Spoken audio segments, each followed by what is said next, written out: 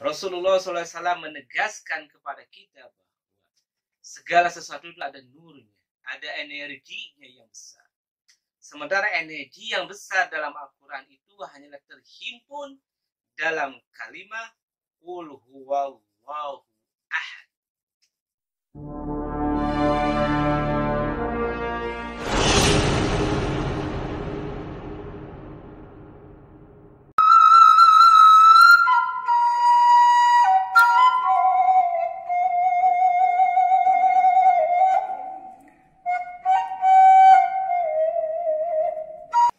Assalamualaikum warahmatullahi wabarakatuh. Selamat berjumpa kembali dalam program Ngasah, Ngaji Akal Sehat dan Hati Selamat.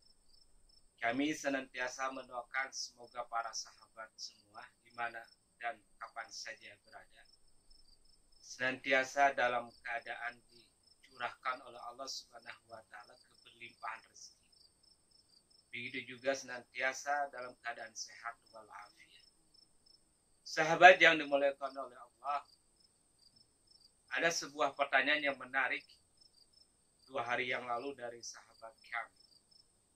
Beliau menanyakan, Ceng, tolong jelaskan tentang surat Al-Ikhlas dari sisi esoterisnya, atau dari sisi para mufassir belum menerangkan secara terperinci. Wah, ini tantangan yang berat yang baru ditanyakan oleh sahabat kita ini berasal dari Medan. Itu sahabat kami yang bernama Ibrahim. Baik sahabat yang dimuliakan oleh Allah, surat Al-Ikhlas ini kalau kita runut asbabun nuzulnya, sebab-sebab turunnya surat Al-Ikhlas ini adalah bahwa Rasulullah SAW suatu hari pernah ditanya oleh salah seorang Yahudi yang bertanya, Ya Rasulullah, Ya Muhammad, unsub lana rabbak. Artinya, gambarkanlah kepada kami, terangkanlah kepada kami siapa Tuhan kau. Ketika Rasulullah SAW ditanya demikian oleh orang Yahudi, maka turunlah yang namanya surat Al-Ikhlas, yaitu yang berbunyi Qul huwallahu ahad, Allahu samad, lam yalid wa lam yulad wa lam yakul lahu kufuwan ahad. Yang menarik daripada surat Al-Ikhlas ini adalah bukan dari sebab nuzulnya, sebab turunnya. Yang menarik adalah sebagaimana yang diterangkan oleh Syekhul Akbar Ibnu Arabi. Dalam tafsirnya beliau menukil sebuah hadis yang berbunyi, itu hadis ini berasal daripada Anas bin Malik yang menyampaikan, qala Rasulullah sallallahu alaihi wasallam,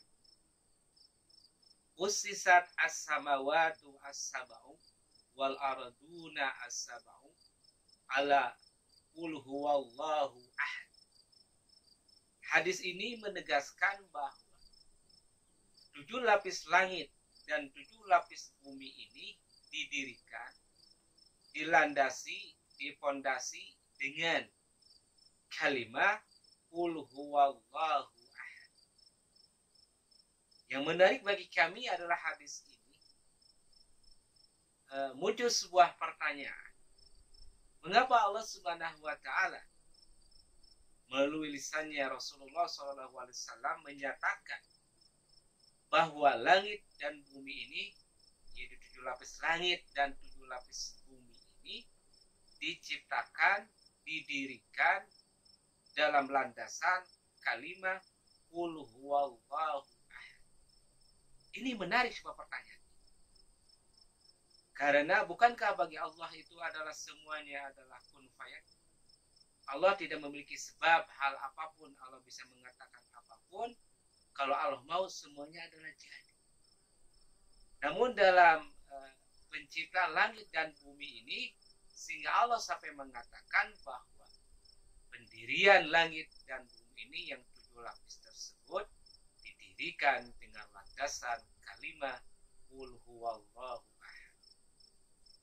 Kalau kita telisik daripada kalimat qul huwallahu ahad, yang pertama, sebagaimana dalam beberapa pertemuan kami telah pernah menerangkan bahwa setiap kalimat, terkhusus setiap ayat yang diawali dengan kata qul yang artinya adalah katakanlah Muhammad, artinya kesananya adalah sebuah password, sebuah kata kunci yang mana kalau kata kunci itu kita ketahui secara benar dan tepat, maka akan membuka sesuatu hazanah, masa akan membuka sesuatu perbuatan yang langsung di dalam bahasa Al-Qur'annya kun fayakun.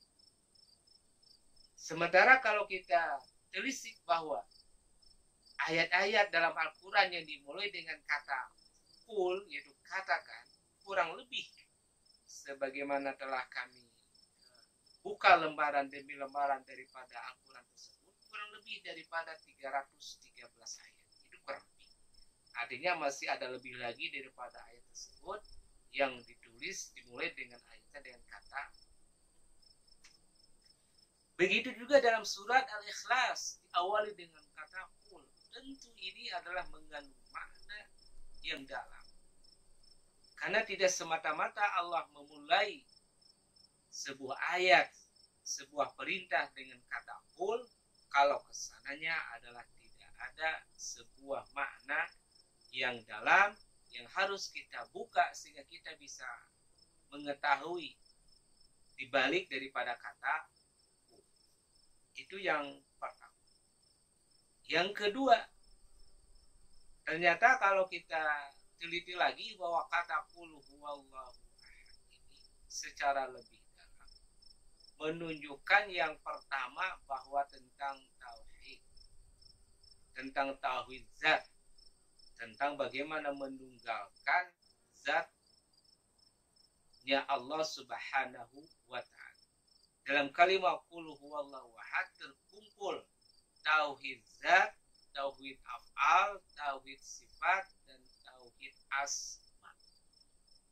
Sekali lagi, dalam kalimat qul huwallahu ahad tersebut terkumpullah tauhid yang empat, tauhidul arba, baik tauhid zat, tauhid sifat, tauhid af'al maupun tauhid asma. Nah, karena tadi itu sebagaimana kami katakan kalau ayat dimulai dengan qul, maka kesananya adalah sebuah kata kunci. Nah, karena kata kunci maka kita harus menganalisanya langsung saja bahwa ini ada termasuk tauhid zat karena ada muncul lafaz kata yang namanya Allah. Sebagian dibilang itu sebagai ismul Allah. Jadi nama yang besar daripada semua ismullah itu adalah Allah. Terus setelah kami selidiki dalam demi dalam, kenapa Allah ciptakan 7 lapis langit dan 7 lapis bumi dengan qul huwallahu ahad? Ternyata yang kedua adalah sebagaimana diperkuat dengan hadis yang lain bahwa Rasulullah SAW pernah menyatakan inna likulli syai'in nuran wa nurul Quran qul huwallahu ahad. Sesungguhnya segala sesuatu itu ada nur, sementara nurnya Quran itu adalah qul huwallahu ahad.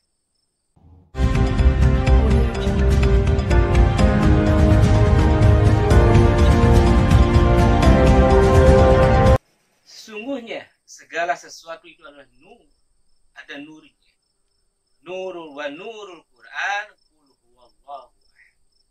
Rasulullah SAW menegaskan kepada kita bahwa segala sesuatu itu ada nurnya, ada energinya yang besar.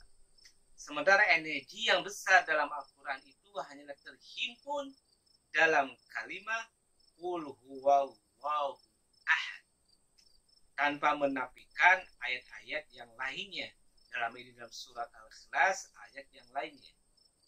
Tapi tegas oleh Rasulullah bahwa nurnya Al-Quran itulah qul huwallahu ahad. Nah, dari nomor poin kedua ini berarti mengindikasikan, mengisyaratkan kepada kita bahwa Artinya Allah menciptakan, melandasi, mendirikan 7 lapis langit dan 7 lapis bumi ini tidak lepas daripada nur Allah, daripada nur, dari energi yang maha dahsyat. Kenapa demikian? Karena kata nur ini adalah lebih juklak dan juknisnya terangkum dalam surat An-Nur. Sekali lagi, dan juklak dan juknisnya terangkum dalam surat An-Nur itu ayat 35 yang berbunyi A'udzubillahi minasyaitonir rajim. Bismillahirrahmanirrahim. Allahu nurus samawati wal ard. Mathalu nurihi kamishkat. Fiha misbahu. Al-misbahu fi zujajah. Az-zujajatu ka'annaha kawkabun yuqadu min syajaratin mubarakah. Syaitunatin la syaraqiyah wa la gharbiyah. Yakadu zaituha yudi'u walau lam tamsashu nar. Nurun ala nur. Yahdillahu li nurihi man yasha wa yadhribullahu al-amsala lin-nas wallahu bikulli syai'in alim. Itu surat An-Nur ayat 3. Jadi hadis tadi yang mengatakan inna li kulli syai'in nur wa nuran wa nurullah qul huwallahu ahad, ini adalah merupakan penjelasan daripada ayat yang termaktub dalam surat An-Nur, yaitu ayat yang 35 Allah nurus samawati wal ardh. Jadi juklak dan juknisnya, petunjuk pelaksana maupun petunjuk teknis daripada inna likulli syai'in nuran wa nurullah wa nurul Quran qul huwallahu ahad. Kami baca sekali lagi hadisnya, inna likulli syai'in nuran wa nurul Quran qul huwallahu ahad, terangkum dalam surat An-Nur ayat 3. Jadi wajar kalau ada hadis tadi yang mengatakan bahwa 7 lapis langit dan 7 lapis bumi adalah karena kalimat qul huwallahu ahad, yang dimaksud itu adalah sebuah energi yang bernama nur. Artinya bahwa ini mengisyaratkan kepada kita membuka sebuah kunci bahwa setelah kata qul huwallahu ahad, artinya kalau kita ingin mengetahui sebuah energi besar untuk sebuah penciptaan, maka ketemukanlah nur. Ketemukan nur itu kunci. Jadi konteksnya adalah sekalipun dari asbabun nuzulnya daripada surat Al-Ikhlas ini adalah orang Yahudi bertanya kepada Rasulullah tentang unsub lana rabbak, terangkan kepada kami bagaimana Tuhanmu. Namun konteks yang lebih luas, khususnya untuk konteksnya adalah setelah asbab nuzul turunnya itu adalah bagaimana kita menemukannya nurullah itu, sehingga kita bisa yang namanya menciptakan sebuah energi besar, sebagaimana Allah telah dirikan langit, 7 langit dan 7 lapis bumi ini dengan nur. Jadi jelas. Jadi dalam konteks ini bahwa kata qul inilah kuncinya adalah bahwa membuka yang namanya nurullah. Jadi barang siapa yang mengetahui tentang nurullah, maka mereka mengetahui yang namanya kunci daripada qul huwallahu ahad. Itu sudah pasti. Karena tadi ayat hadis ini berhubungan erat dengan surat An-Nur daripada ayat ke-35. Sahabat yang dimuliakan oleh Allah, kami mendoakan semoga para sahabat menemukan kunci daripada surah Al-Ikhlas ini, yang ayat pertama itu qul huwallahu ahad, menemukan nur yang dimaksud daripada Allah Subhanahu wa taala, yang kemudian diterangkan oleh Rasulullah sallallahu alaihi wasallam dengan hadisnya inna likulli syai'in nuran wa nurul Quran qul huwallahu ahad. Betul-betul kita menemukan, kita memegang kunci daripada ayat tersebut, yaitu dengan nurnya Allah Subhanahu wa ta'ala. Kalaulah kita telah menemukan nurnya yang terhimpun dalam tauhid zat, tauhid af'al, tauhid sifat dan asma, maka kita bisa menemukan sebuah serpihan-serpihan energi besar daripada surat Al-Ikhlas, khususnya dalam kalimat qul huwallahu ahad. Jadi ringkas daripada ayat ini yang ketiga, isinya daripada ringkas ayat ketiga ini adalah bahwa ayat ini menyuruh kepada kita, bukan kepada Sayyidina Muhammad SAW, tapi kepada umatnya juga, menyuruh untuk mengungkap, untuk menemukan yang namanya nurullah. Kalau kita telah menemukan nurullah yang juklak juknisnya terangkum dalam surat An-Nur dalam ayat 35, maka kita bisa berbuat sebagaimana telah Allah gambarkan tadi dalam hadis, itu usisat as-samawatu as-sab'u wal arduna as-sab'u ala qul huwallahu ahad. Sahabat yang dimuliakan oleh Allah, tadi sebagaimana di awal kami katakan bahwa kalimat qul huwallahu ahad ini merupakan rangkuman daripada tauhid zat, tauhid af'al, tauhid sifat, dan tauhid asma. Pertanyaan ringannya adalah, bagaimana kita akan bisa menerapkan, meraih daripada nilai-nilai positif, nilai-nilai energi yang sangat besar daripada surat Al-Ikhlas, khusus ayat yang pertama, qul huwallahu ahad.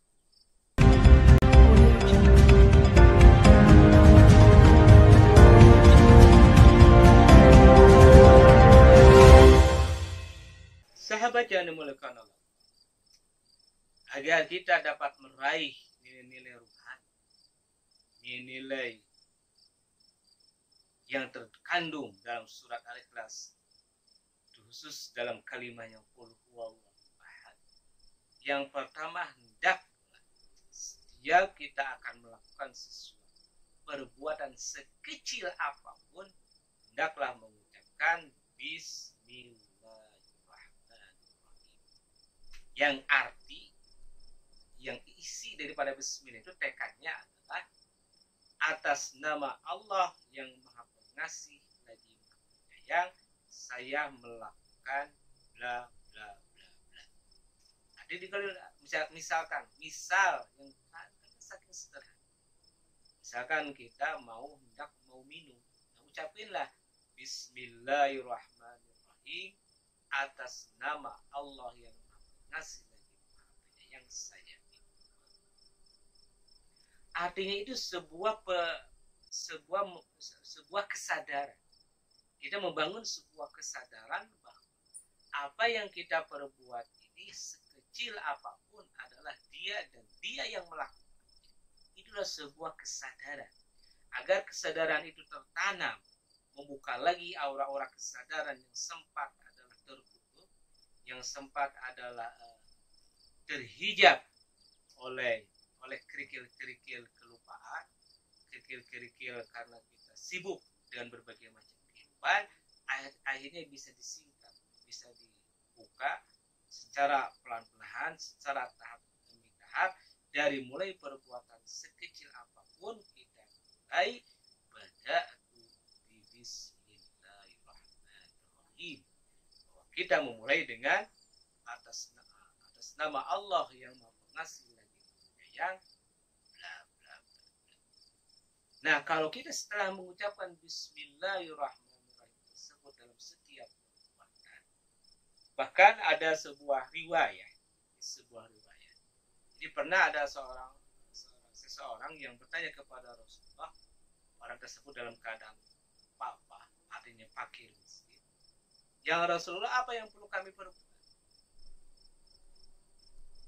Dengan kalimat tersebut Rasulullah mengatakan, yang pertama, kalaulah engkau masuk rumah, maka ucapkanlah salam kalau ada seseorang. Kalaupun tidak ada, ucapkanlah salam kepada. Itu kata Rasulullah. Nah, setelah mengucapkan salam kepadaku, maka bacalah qul huwallahu ahad. Bacalah qul huwallahu ahad. Itu dalam hadisnya, bacalah qul huwallahu ahad.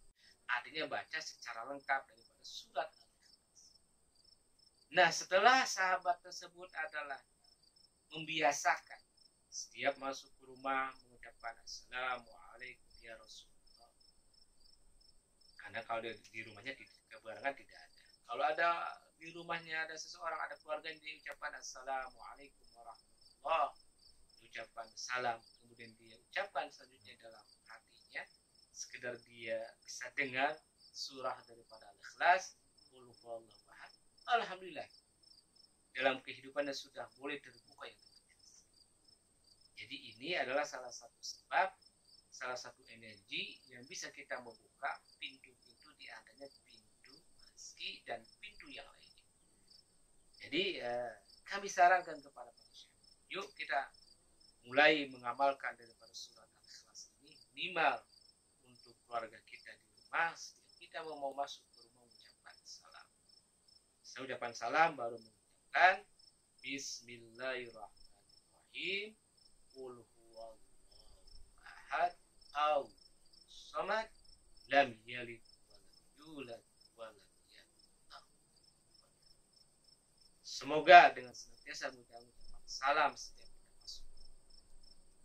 Kemudian dilanjutkan dengan bacaan Qul huwallahu ahad, Allah turunkan keberlimpahan rezeki kepada kita semua, terkhusus kepada para sahabat yang senantiasa mengikuti majelis daripada ngasah ngaji akal sehat dan hati selamat. Allah senantiasa turunkan keberlimpahan rezeki kepada para sahabat semuanya dengan energi daripada surat Al-Ikhlas, khusus kalimat Qul huwallahu ahad. Adapun yang terakhir, agar kita bisa membuka lebih lanjut, hendaklah datanglah kepada guru. Kami sarankan kepada sahabat, datanglah kepada guru dan minta petunjuk yang mana yang maksud dengan nurullah. Karena kalau sahabat telah mengetahui lebih lanjut tentang nurullah, maka akan bisa membuat sebuah energi yang besar, sebagaimana yang dimaksud daripada hadis usisat as-samawat as-sabu wal arduna as-sabu ala ahad. Itu juga dengan hadis yang berbunyi inna likulli syai'in nuran wa nurul Quran huwallahu ahad. Demikian yang bisa kami sampaikan dan kami jawab kepada sahabat kami Bang Ibrahim dari Medan. Semoga jawaban ini berkenan dan para sahabat yang lain juga bisa memetik hikmah daripada setiap surat Al-Quran, setiap ayat Al-Quran yang diberi kata Qul, kesananya adalah kata kunci. Begitu juga dalam surat Al-Ikhlas ini. Kami akhiri, wassalamualaikum warahmatullahi wabarakatuh.